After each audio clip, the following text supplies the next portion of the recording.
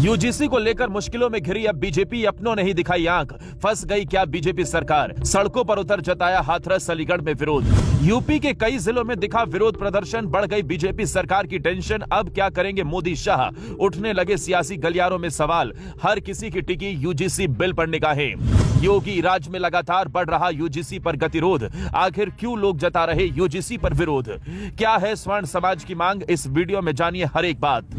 जी हां, इन दिनों स्वर्ण समाज का ऐसा गुस्सा यूजीसी पर फूटा है जिसने सरकार के सामने दोहरा संकट खड़ा कर दिया है। इस विषय ने योगी से लेकर मोदी सरकार को भी परेशानी में डाल दिया, क्योंकि यूजीसी एक्ट को लेकर जो चिंगारी उठी थी अब वो उत्तर प्रदेश में आग बन चुकी है और इस आग की लपटें सीधे बीजेपी सरकार तक पहुंचती दिख रही है।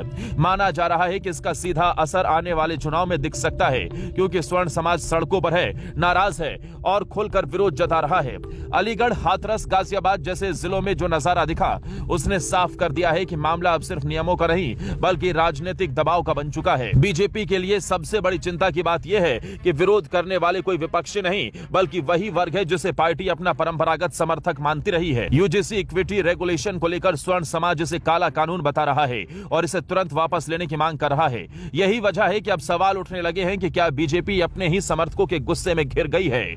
आपको बता दें, अलीगढ़ में करनी सेना और स्वर्ण समाज का प्रदर्शन इस पूरे आंदोलन का बड़ा संकेत बनकर सामने आया।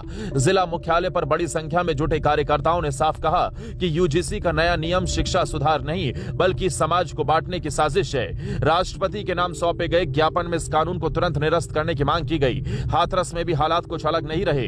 वहीं राष्ट्रीय स्वर्ण परिषद और अन्य संगठनों ने केंद्र सरकार के खिलाफ जमकर नारेबाजी की और यूजीसी नियम को वापस लेने की मांग दोहराई। इन प्रदर्शनों में जो सबसे अहम बात रही वो ये थी कि गुस्सा खोलकर बीजेपी सरकार के खिलाफ नजर आया।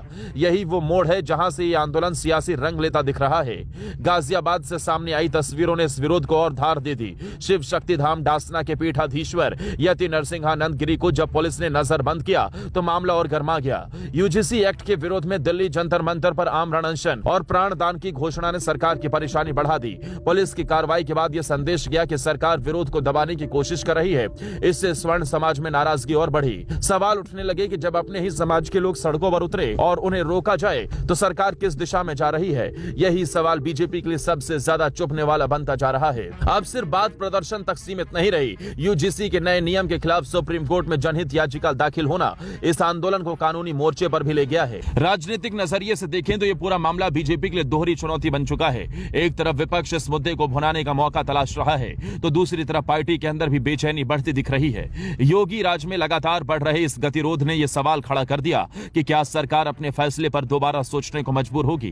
अब सबसे बड़ा सवाल यही है कि मोदी और शाह इस हालात से कैसे निपटेंगे, क्योंकि यूपी के कई जिलों में जिस तरह से विरोध प्रदर्शन हो रहे हैं उससे साफ है कि मामला ठंडा पड़ने वाला नहीं है। यूजीसी बिल पर हर किसी की नजर टिकी है और स्वर्ण समाज का गुस्सा बीजेपी के लिए सियासी परीक्षा बन चुका है। अब आने वाले दिन बताएंगे कि सरकार इस आग को बुझाने में सफल होती है या यही मुद्दा बीजेपी की मुश्किलें और बढ़ा देगा।